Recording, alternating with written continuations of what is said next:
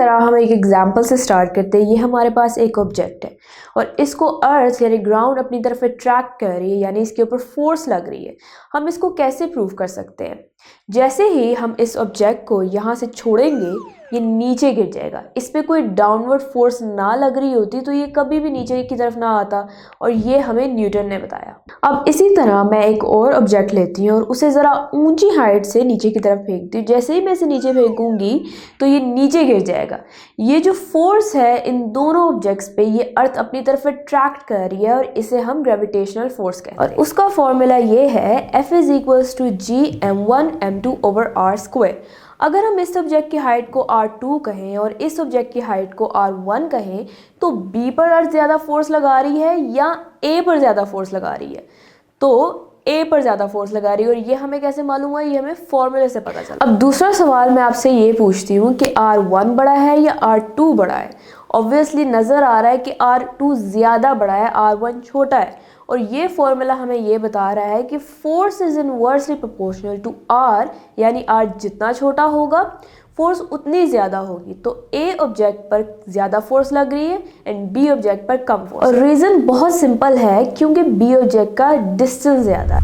इसी तरह हम यहाँ पर दो रॉकेट्स कंसिडर करते हैं, rocket A and rocket B। ये इनकी इनिशियल पोजीशन है। कुछ देर गुजरती है और ये 10 किलोमीटर का डिस्टेंस तय कर लेते हैं। अब मेरा सवाल है कि इस 10 किलोमीटर के डिस्टेंस कवर करने के लिए क्या दोनों रॉकेट्स को सेम फोर्स लगी? तो आप कहेंगे कि हम ये कैसे बता सकते हैं? हमें पता होना चाहिए कि अर्थ के सेंटर से डिस्टेंस किसका कितना ज़्यादा है। तो जैसे ही हम इसका पूरा व्यू देखते हैं, अब आप बड़े इजीली बता सकते हैं कि B ने जो 10 किलोमीटर का डिस्टेंस तय किया उसे ज़्यादा फोर्स लगानी पड़ी, क्योंकि R भी कम डिस्टेंस में था। यानी अर्थ की फोर्स ऑफ अट्रैक्शन B पर ज़्यादा थी कंपैरेटिव टू A। क्योंकि A का डिस्टेंस ज़्यादा था तो यहाँ से हमने ये कुछ बातें ऑब्जर्व की। पहली बात हमने ये ऑब्जर्व की कि डिस्टेंस जो है वो इनवर्सली प्रोपोर्शनल है R के, यानी ये फोर्स एक वेरिएबल फोर्स है और ये वेरी किससे कर रही है? डिस्टेंस से।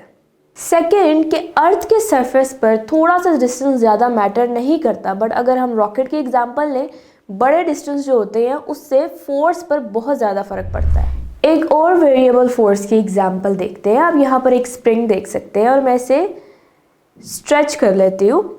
तो इसके ऊपर जो इसने डिस्टेंस कवर किया उसे हम d से रिप्रेजेंट कर देते हैं और इसके ऊपर जो फोर्स लगी उसे हम F1 कह देते हैं। फिर मैं क्या करती हूँ, फिर थोड़ा सा इसे स्ट्रेच करके यहाँ तक ले जाती हूँ और डिस्टेंस d इसने कवर किया।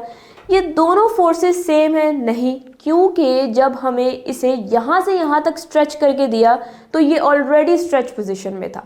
इसे मज़ीद सेम डिस्टेंस में स्ट्रेच करने के लिए हमें ज़्यादा फोर्स लगानी पड़ेगी, तो ये फोर्स भी वेरिएबल फोर्स है।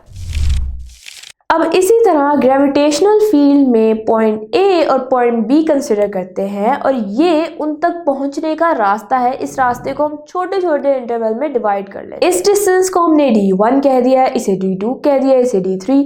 इसी तरह चलते चलते जितने भी, फॉर एग्जांपल अगर हमने 100 इंटरवल्स में डिवाइड किया है, यहाँ 100 डिस्टेंस होगा तो ये डिस्टेंस है।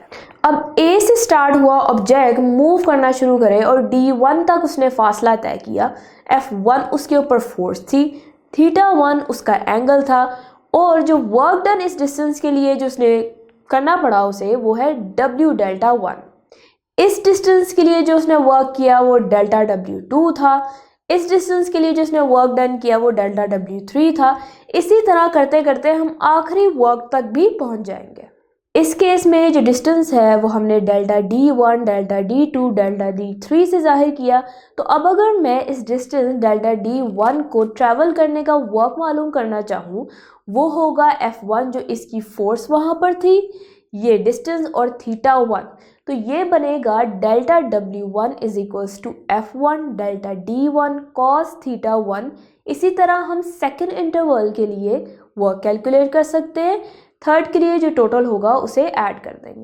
अब हम इनकी वैल्यू अगर लिख दें, डेल्टा W1 की जगह F1 डेल्टा D1 cos θ1, इसी तरह सेकेंड इंटरवल का वर्क, थर्ड का, देन लास्ट में nth वर्क का फॉर्मूला लिख देते हैं।